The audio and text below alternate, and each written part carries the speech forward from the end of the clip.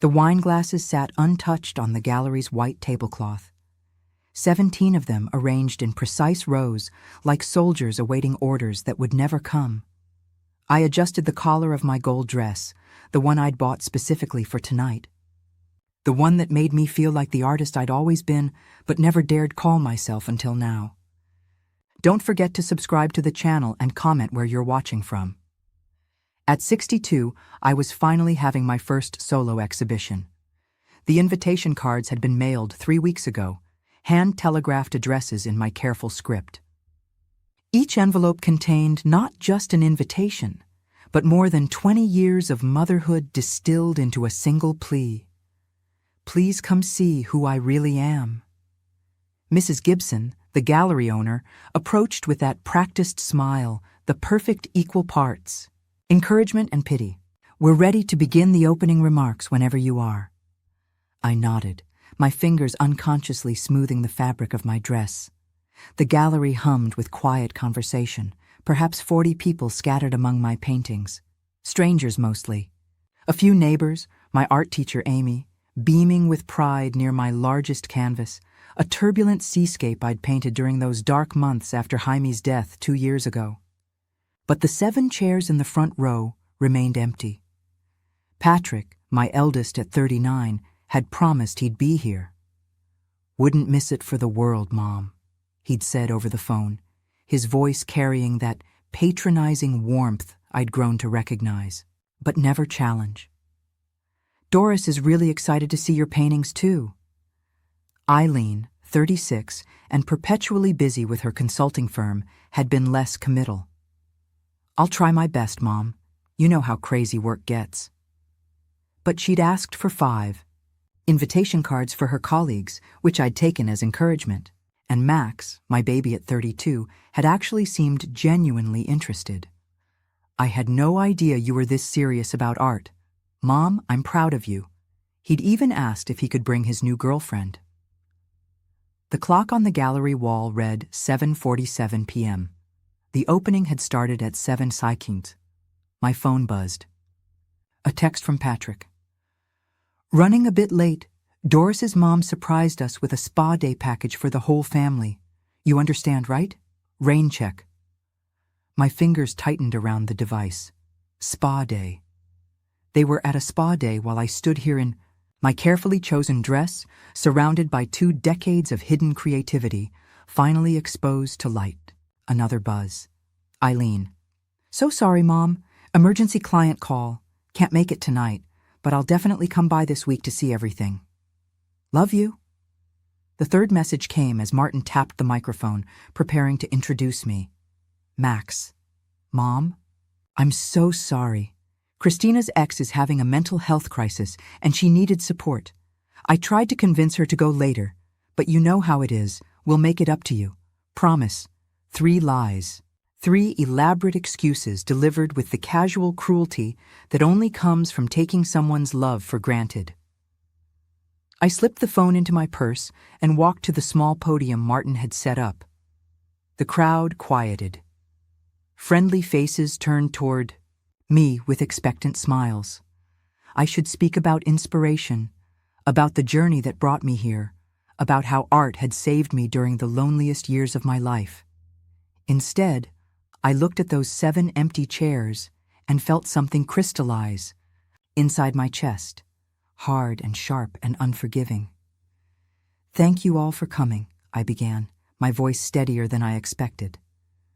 These paintings represent more than 20 years of work created while my children were growing up, hidden in the basement of our family home, because I believed my role as a mother meant sacrificing my identity as an artist. A few murmurs of understanding from the crowd. Amy nodded encouragingly. Tonight was meant to be a celebration, not just of art, but of family, of showing the people I love most who I really am beneath the roles they've assigned me. My eyes swept across those empty chairs. But sometimes the greatest gift you can give someone is your absence. It clarifies so much. The applause was warm, but tentative. People sensed an undercurrent they couldn't quite identify. Martin looked concerned, clearly wondering if I was about to have some sort of breakdown. I wasn't breaking down. I was crystallizing. For the next hour, I smiled and accepted congratulations. I discussed brush techniques and color theory with strangers who appreciated my work. I sold 3 paintings to a collector from Portland who promised to return tomorrow to consider 2 more. At 9:15, as the crowd began to thin, my phone rang. Eileen's name flashed on the screen.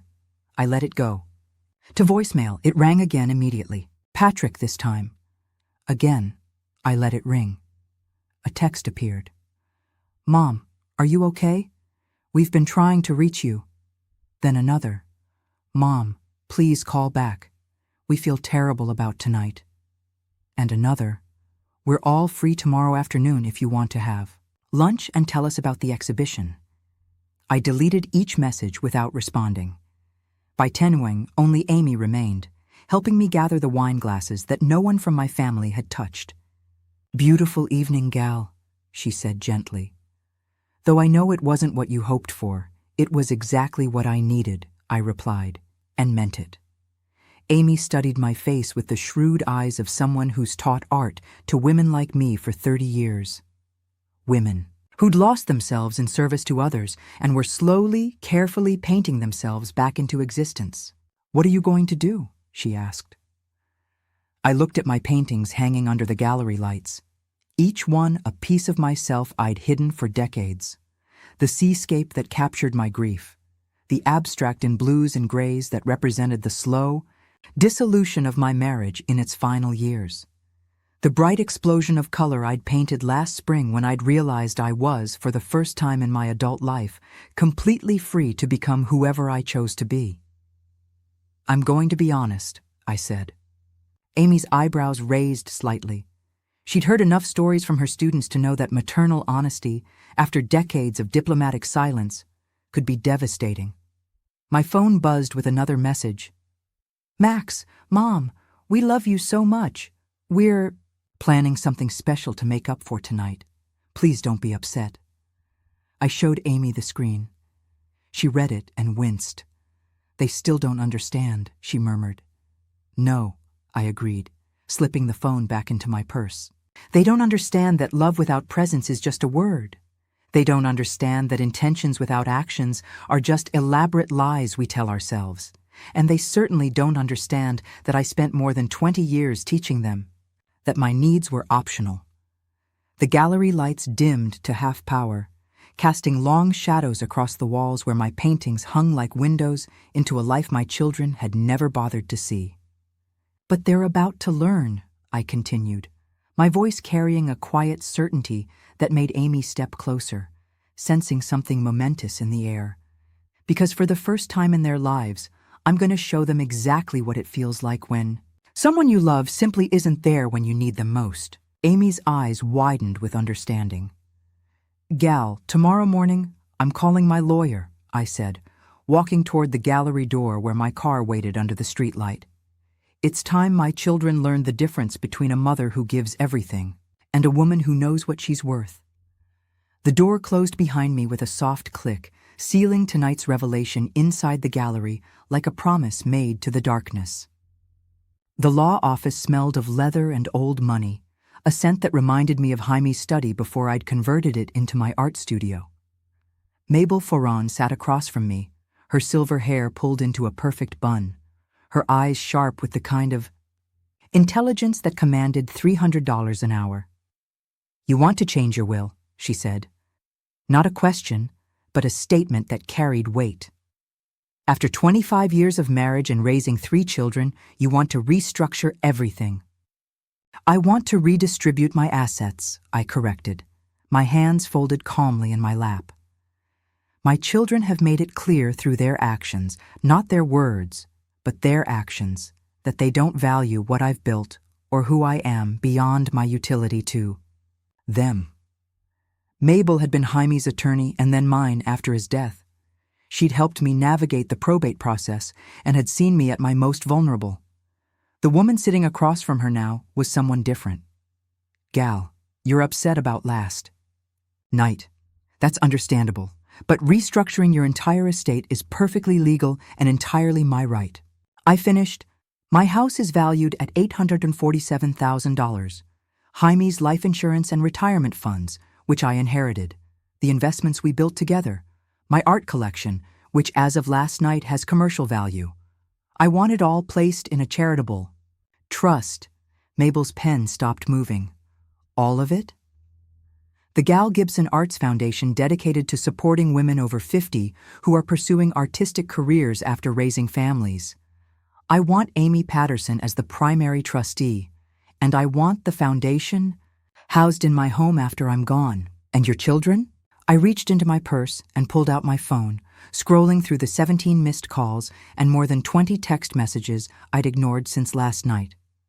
The most recent was from Doris, Patrick's wife. Mom, Patrick is beside himself with worry. Please, call us back. We love you so much.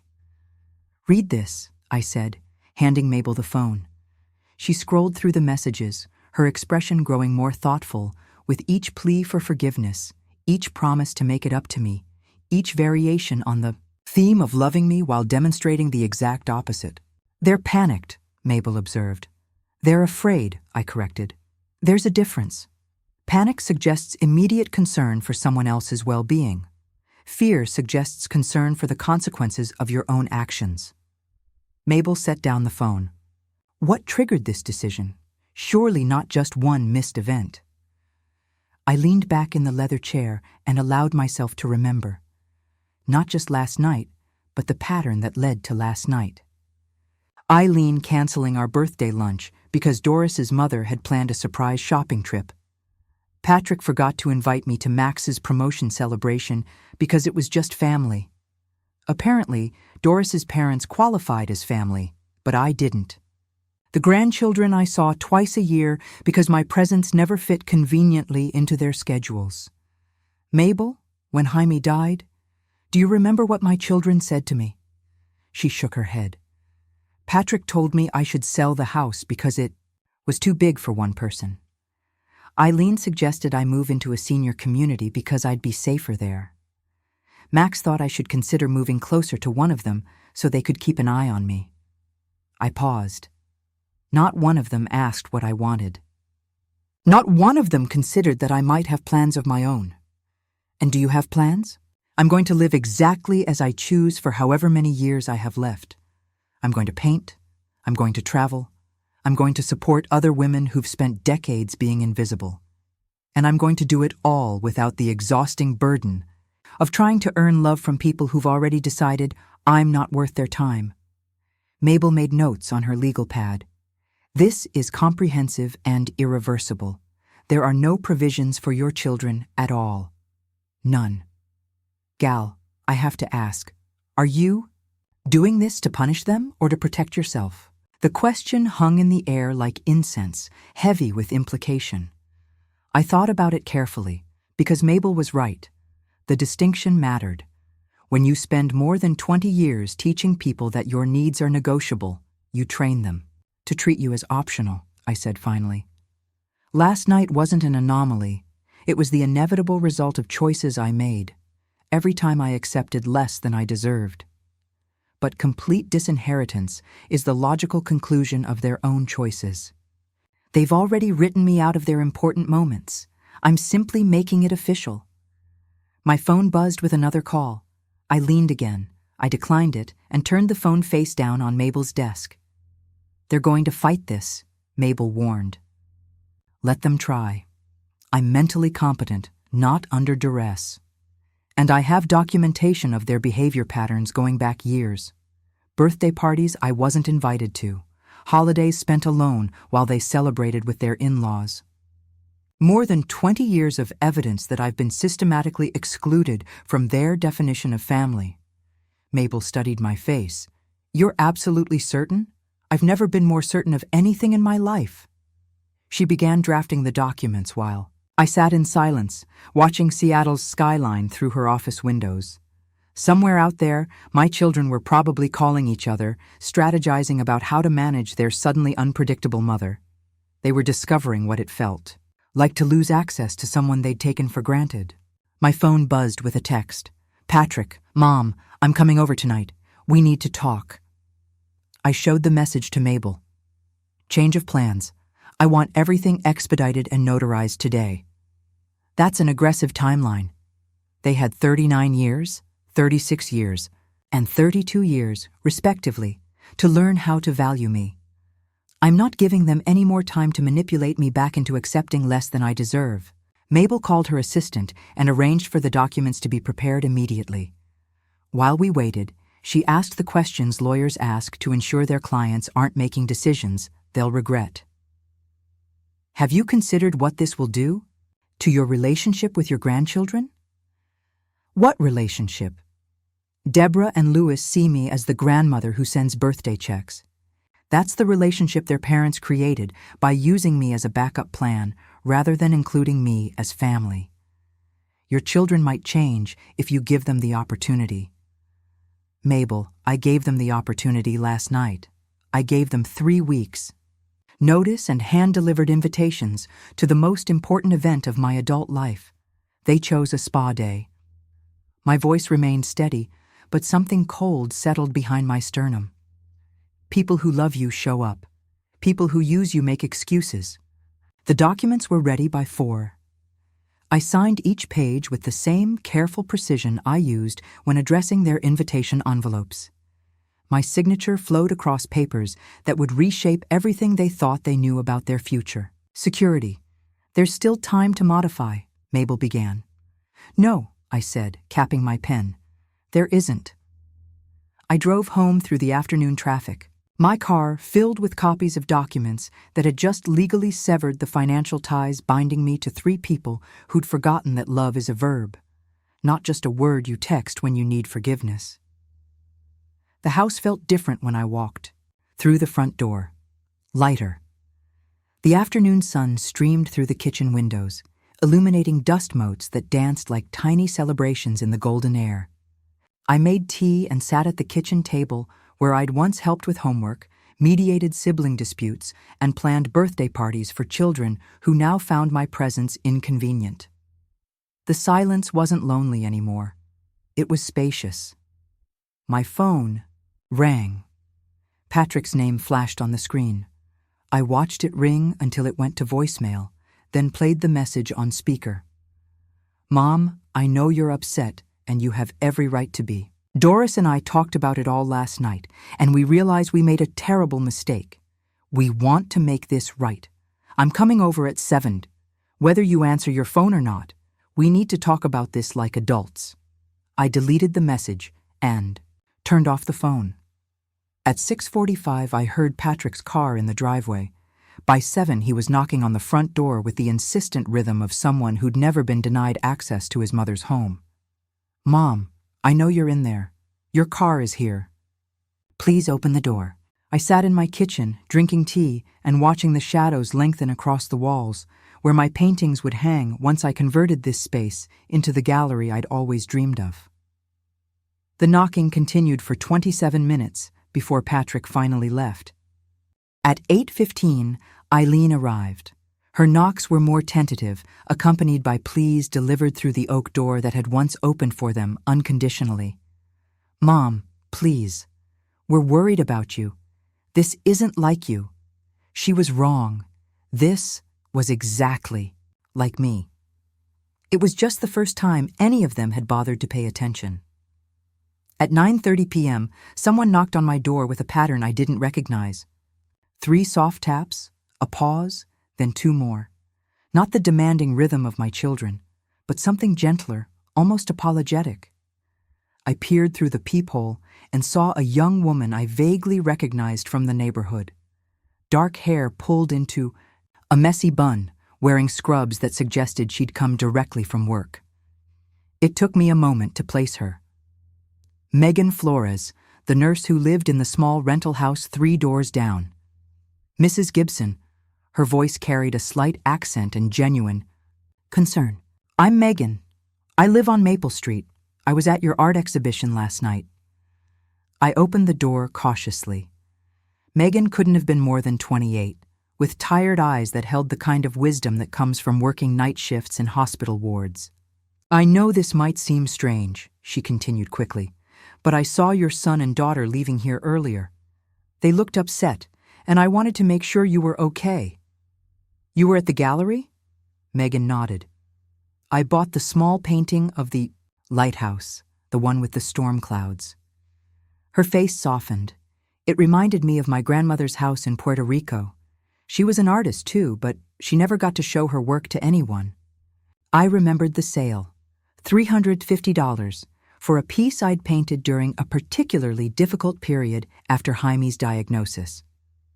Megan had studied it for a long time before approaching the gallery owner with careful questions about payment plans. You paid in installments, I said, the memory surfacing. 3 months of payments, Megan confirmed, her cheeks coloring slightly. Nursing school loans, you know, but I couldn't leave without it. Art is, she paused, searching for words. Art is proof that someone was here, that their feelings mattered. Something in her simple statement cracked open a space in my chest I'd been keeping carefully closed. Would you like some tea? I heard myself asking. Megan's smile transformed her tired face. I'd love some if it's not too much trouble. Not too. I led her to the kitchen, noting how her eyes moved appreciatively over the small paintings I'd hung throughout the house. Pieces my children had never commented on because they'd never really looked. Your children don't understand what they missed, do they? Megan said as I put the kettle on. It wasn't a question. No, I replied simply. They don't. My grandmother used to say that some people are so busy planning their next step, they forget to see where they're standing. Megan accepted the mug of chamomile tea with hands that shook slightly from exhaustion. I saw you last night standing in front of all those beautiful paintings, and I could tell you were waiting for someone special. I was, and they didn't. Come. The words hung between us like a bridge neither of us was sure we should cross. But Megan had been there. She'd witnessed my humiliation and chosen to see it as their loss rather than my failure. Tell me about your grandmother, I said, settling into the chair across from her. Megan's eyes brightened. Abuela Jill. She painted on whatever she could find. Cardboard, old newspapers, the backs of bills. Never had money for proper canvases, but she painted every day until arthritis took her hands. She sipped her tea. She used to tell me, Mija, your art is your voice. Don't let anyone convince you to whisper. She sounds wise. She was, and she would have loved your exhibition. She would have bought every painting if she could. Megan paused. She also would have had some very strong words for children who abandon their mother on such an important night. I found myself smiling for the first time in 2 days. Strong words in Spanish, very colorful Spanish. We sat in comfortable silence for a moment. 2 women from different generations and backgrounds, connected by the universal experience of being undervalued, by the people who should cherish us most. Mrs. Gibson, Megan said carefully, can I ask you something personal? Call me Gal, and yes. Are you going to forgive them? The question I'd been avoiding was posed with such gentle directness that I couldn't deflect it. I don't know, I answered honestly. I'm not sure forgiveness is the right word for what needs to happen here. Megan nodded slowly. My ex-husband used to disappear for days without explanation, then come back with flowers and apologies. I forgave him 6 times before I realized that forgiveness without change just teaches people they can hurt you safely. How old are you? I asked, struck by her insight. 28. But I've been taking care of people since I was 12, my younger brothers. When Mom worked double shifts, Patience when I became a nurse, my husband when I thought that's what love looked like. She met my eyes. I learned the hard way that taking care of someone doesn't mean accepting whatever they choose to give you. And now, I live alone in a little rental house, work nights at Seattle General, and paint on weekends. It's not the life I planned, but it's mine. Megan's smile was small but fierce, and I show up for people who show up for me. My phone, which I'd left on the counter, buzzed with another message. Through the kitchen window, I could see Max's car pulling into my driveway. That's my youngest, I said, watching him get out of the car with determined steps. Megan glanced toward the front door, then back at me. "Do you want me to leave? Do you want to stay?" "Only if you want me here." Max's knock was more tentative than Patrick's had been, but equally persistent. "Mom, please. I know you're upset. But we need to talk. I brought Christina. She really wants to meet you properly." I looked at Megan, who was watching me with the steady gaze of someone prepared to support whatever decision I made. "I'm not ready," I said quietly. Megan nodded. "Then you don't have to be."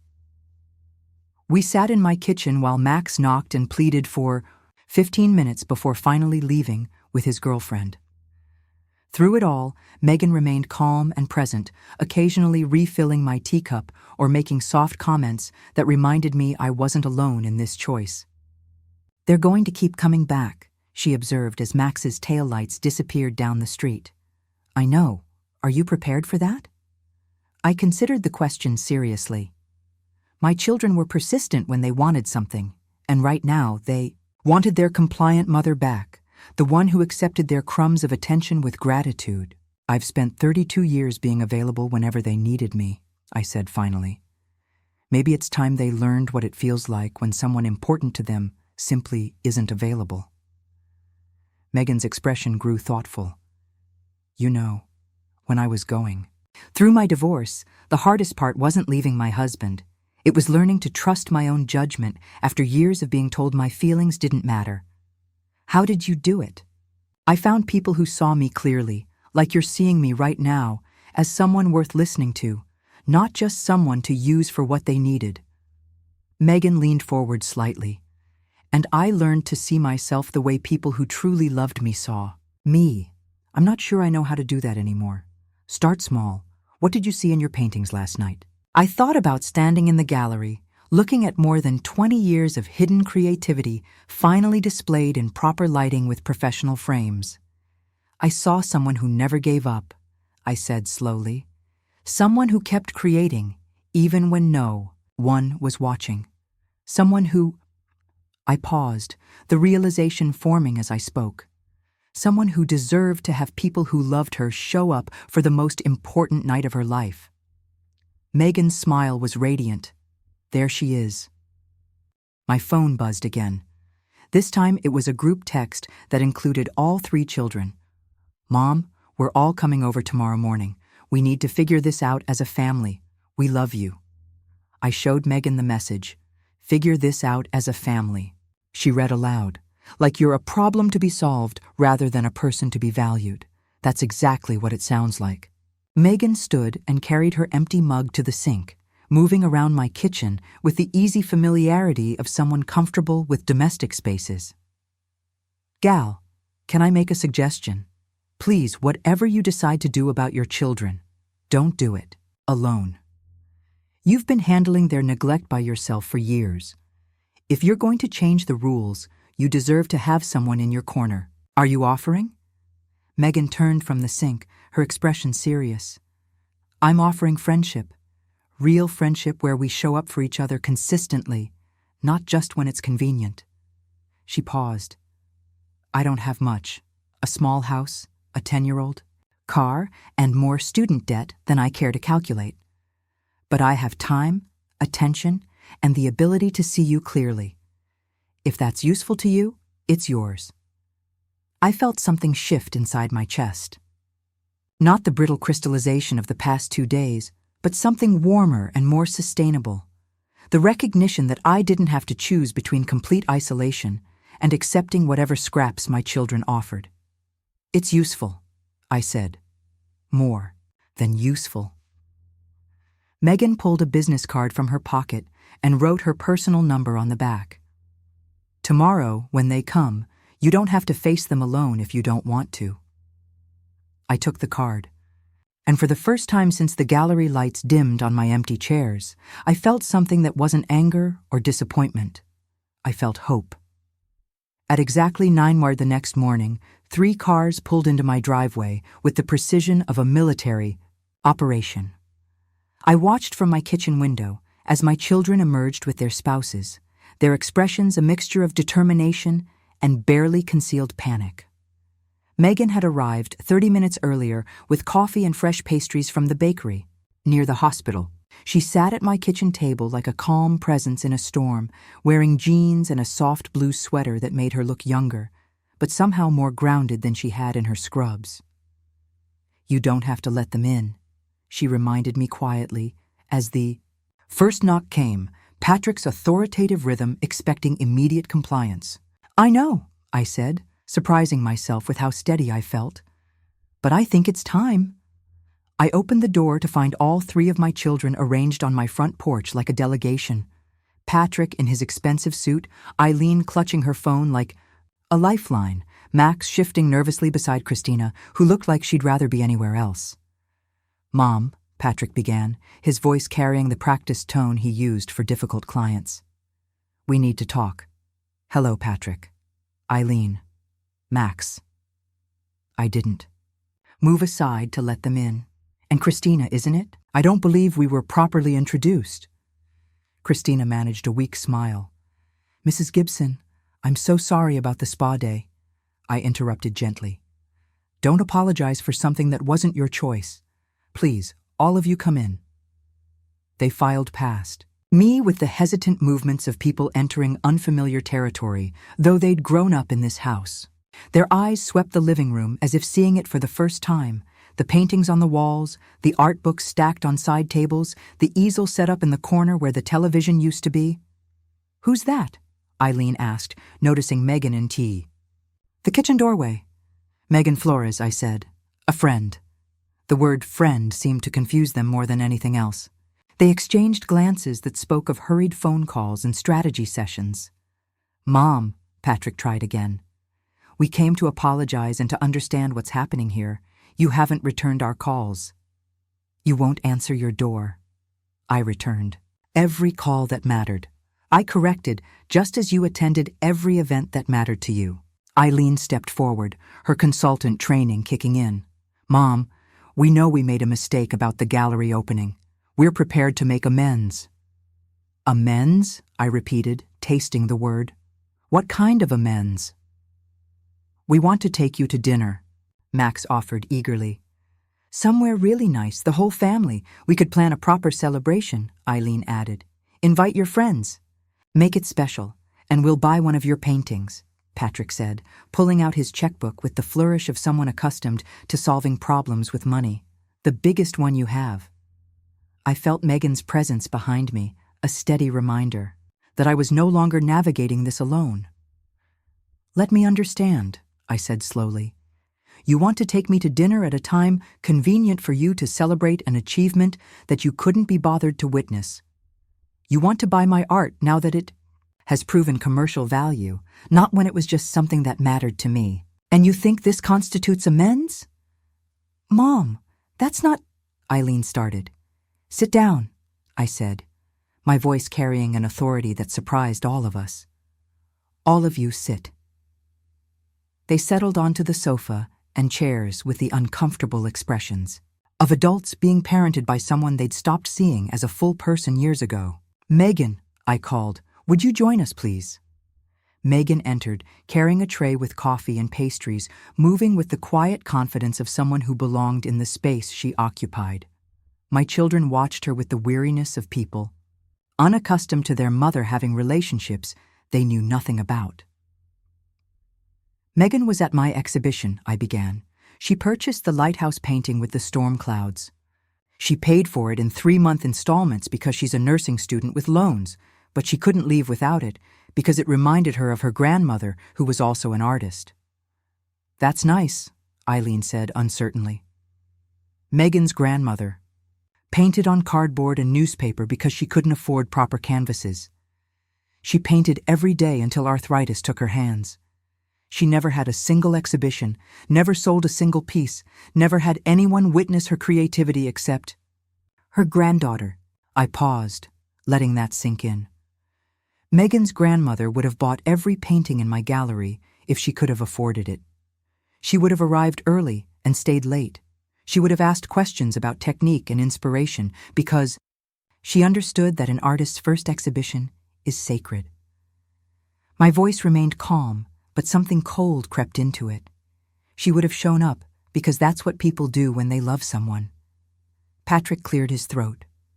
Mom, we do love you. No, I said, the word sharp enough to cut. You love the idea of me. You love having a mother who's always available, always forgiving, always grateful for whatever scraps of attention you offer. But you don't love me. That's not fair, Max protested. Fair? I stood and walked to the mantelpiece where I kept the family photos. Graduations, weddings, holiday gatherings where I was always slightly outside the center of the frame. Let me tell you about fair, Max. Fair would have been including me in your promotion celebration instead of treating me like an afterthought. Fair would have been Eileen remembering our standing birthday lunch instead of canceling for Doris's mother's shopping trip. Eileen's face flushed. You remember that? I remember everything. Every forgotten birthday call. Every holiday spent alone while you celebrated with your in-laws. Every time I was treated as optional while other people's mothers were treated as essential. I turned back to face them. I remember because each incident was a choice you made about my value in your lives. Patrick's jaw tightened. We're here now trying to fix this. You're here now because you're afraid, Megan said quietly, speaking for the first time since they'd arrived. Her voice was respectful but firm. You're not here because you suddenly realized your mother is a complete person with feelings and dreams. You're here because something changed in the power dynamic and you don't know how to control it anymore. I'm sorry, Patrick said, his tone turning icy. But who are you to comment on our family dynamics? Megan met his gaze steadily. I'm someone who shows up when people I care about need me. I'm someone who recognizes value when I see it, not just when it becomes inconvenient to ignore. This is ridiculous, Eileen snapped, standing abruptly. Mom, you're clearly going through some kind of crisis. I'm going through clarity, I corrected. And you're about to learn what it cost to take someone for granted for 30 years. The silence that followed was deafening. Christina looked like she wanted to disappear into the furniture. Max appeared genuinely confused, as if he couldn't quite process that his accommodating mother was capable of sustained anger. What does that mean? Patrick asked carefully. I walked to my desk and retrieved copies of the documents I'd signed. With Mabel Foron, it means I've restructured my will. This house, Jaime's life insurance, our investments, my art collection, all of it is going to establish the Gal Gibson Arts Foundation, dedicated to supporting women over 50 who are pursuing artistic careers after raising families. Eileen snatched the papers, her eyes scanning quickly. This can't be legal. It's completely legal. Mabel Foron handled the paperwork. The same Mabel Foron who handled your father's estate and who will testify to my mental competence if you decide to contest it. Patrick's face had gone pale. Mom, you can't be serious. I'm absolutely serious. You've spent years treating me like a convenience store, always open, always stocked with whatever you needed, never requiring anything in return except the assumption that I'd still be there the next time you needed something. I sat back down, Megan's presence steadying me. Well, the store is closed, but the house, Max started, will become a gallery and workspace for women who've been told their creativity doesn't matter. Women like Megan's grandmother who painted on cardboard. Women like me who hid their art in the basement because they believed motherhood meant sacrificing identity. This is insane, Eileen said, her voice rising. You're destroying our family over one missed event. One missed event, I laughed, and the sound was sharp enough to make them all flinch. Eileen, you missed my 60th birthday dinner because Doris's mother had concert tickets. Patrick, you forgot to invite me to Deborah's school play because you assumed I'd be busy. Max, you spent last Christmas at Christina's family's house and came by for an hour on December 26th with leftover pie. Each example landed like a physical blow. I could see them remembering, recognizing the pattern they'd been too self-absorbed to notice. We can change, Patrick said desperately. We can do better.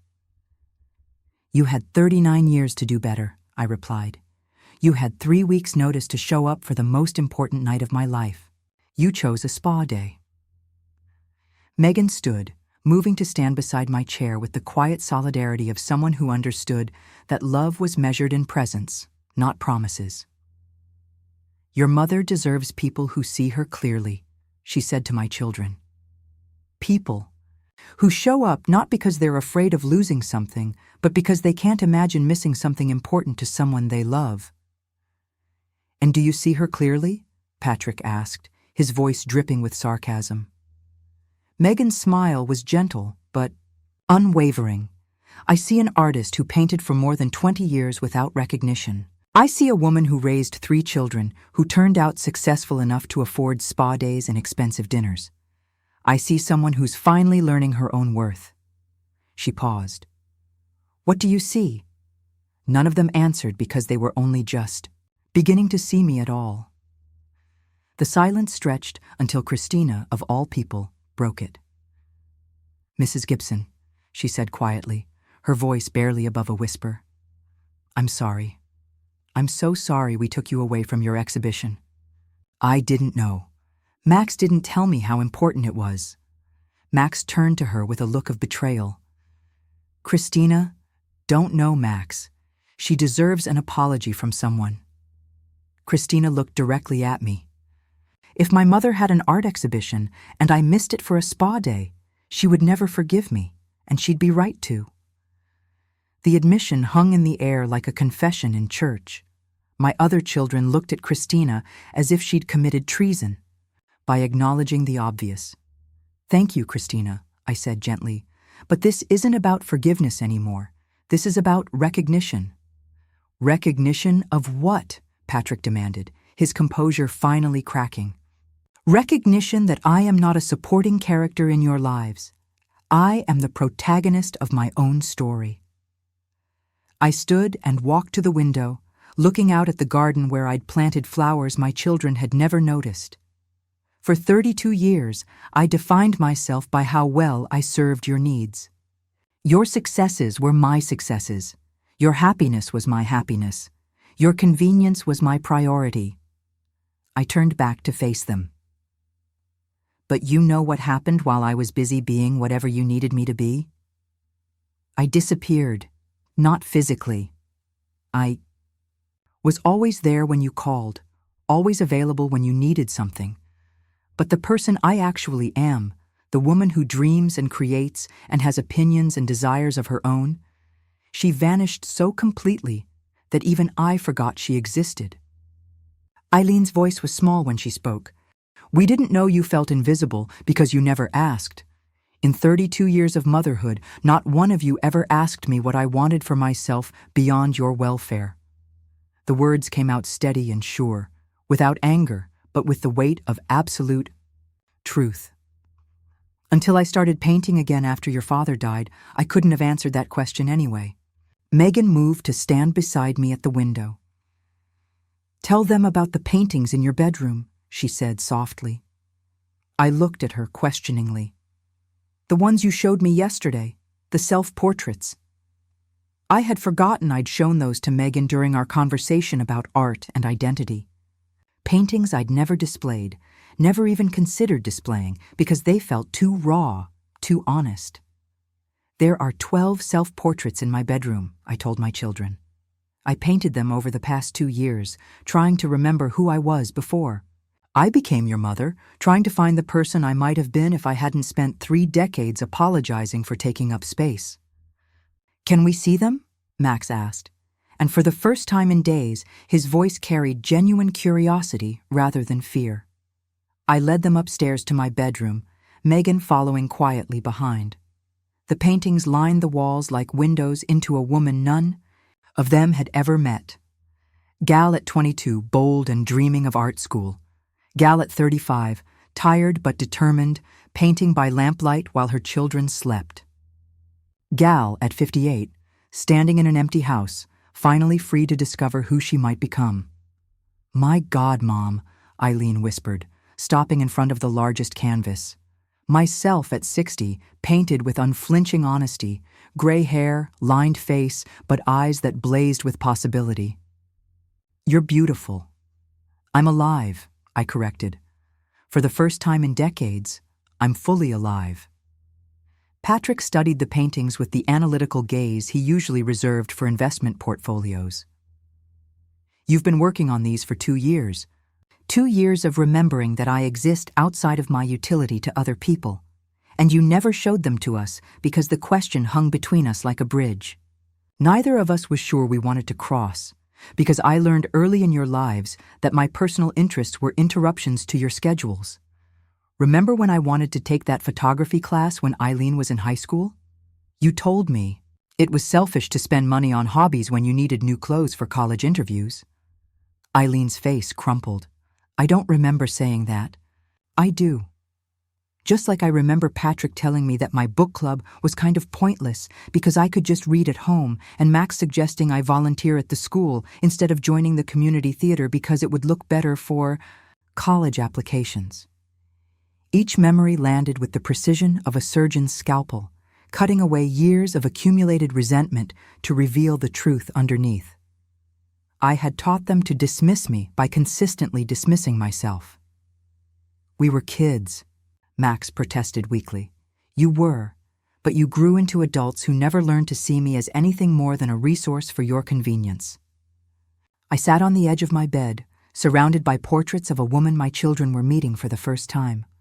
And I allowed it because I thought that's what good mothers did, disappear so their children could shine. Megan spoke from the doorway. "But you're not disappearing anymore." "No," I agreed. "I'm not." Patrick ran his hands through his hair, a gesture he'd made since childhood when confronted with problems he couldn't solve. "Mom, what do you want from us? Tell us what to do to fix this." "I don't want you to fix anything, Patrick. I want you to understand that some things can't be fixed. They can only be accepted or changed." "So, what does that mean for us?" Eileen asked. I looked at my 3 children, successful, confident adults who had somehow never learned that relationships require maintenance, that love is an action, not just a feeling. "It means you have a choice," I said finally. "You can see this as your mother having a breakdown that needs to be managed, or you can see it as your mother having a breakthrough that needs to be respected."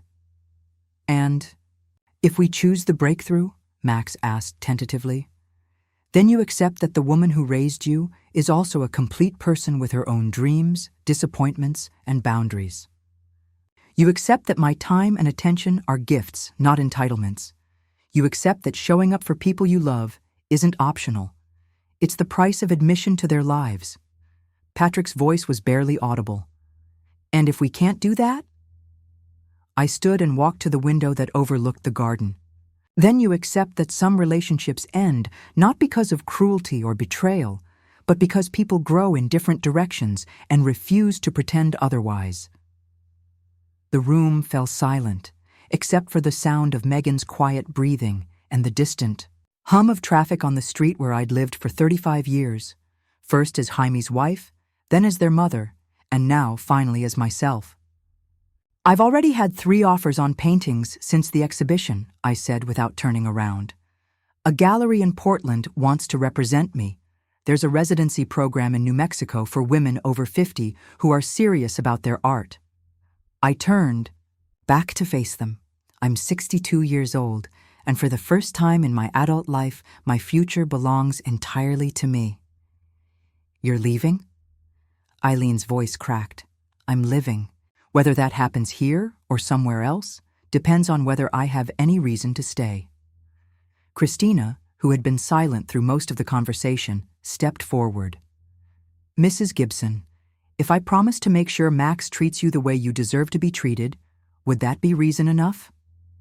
I looked at this young woman who barely knew me, but had somehow grasped what my own children were still struggling to understand. "Christina, you can't make Max do anything. That's not how love works. Either he chooses to value me, or he doesn't. Either all of them do, or they don't." I paused. "But the fact that you understand the question gives me hope." Megan moved to stand beside me at the window. What do you think, gal? Are you ready to find out what they choose? I looked at my children. Really looked at them. Perhaps for the first time in years. Patrick was rigid with the need to control outcomes he couldn't control. Eileen was calculating the emotional costs like a business transaction. Max was genuinely confused, but beginning to grasp the magnitude of what had shifted. I think, I said slowly, that I'm ready to stop choosing for them. I walked to my dresser and pulled out a business card. The curator from Portland who had approached me at the exhibition. I'm flying to Portland next week to discuss a potential show, I announced. If any of you want to be part of my life going forward, you'll need to learn what Megan learned in one evening. That love is measured in presence, not promises. I handed the business card to Eileen. My flight information is on the back. If you want to know who your mother really is, come to the opening. Not because you feel guilty or because you're afraid of losing your inheritance. That ship has sailed. Come because you're genuinely interested in celebrating something that matters to me. And if we don't come? Patrick asked, his voice hollow. Then you'll have made your choice clear, and I'll have mine. Megan smiled, the expression radiant with pride and possibility. And if they do come, I looked at the self-portrait surrounding us, a gallery of a woman becoming herself at last. Then we'll find out if it's possible to build a relationship based on who we actually are, rather than who we've pretended to be. Outside my bedroom window, the afternoon sun illuminated the garden where new flowers were beginning to bloom, having waited patiently through the winter for their moment to reach toward the light, just like me.